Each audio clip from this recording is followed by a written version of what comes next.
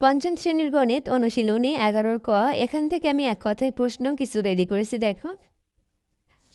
এক কথায় উত্তর দাও। ক নম্বর হচ্ছে দৈর্ঘ্য পরিমাপের মূল একক কি? উত্তর হচ্ছে মিটার। 1 মেট্রিক টন সমান কত কেজি? উত্তর 1000 কেজি। কত কুইন্টালে 1 মেট্রিক টন? 10 কুইন্টাল। ওজন পরিমাপের মূল একক কি? উত্তর হচ্ছে গ্রাম। 10 টনে কত কেজি? 10 টনে হচ্ছে 10,000 কেজি। 1 ঘনমিটার সমান সমান কত লিটার? 1 ঘনমিটার সমান সমান 1000 লিটার। 100 গ্রাম সমান সমান কত হেক্টোগ্রাম? 1 হেক্টোগ্রাম। তাহলে 100 গ্রাম সমান সমান 1 হেক্টোগ্রাম।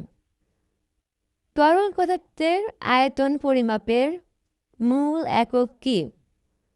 তরল পদার্থের আয়তন পরিমাপের মূল একক কি? উত্তর হচ্ছে লিটার।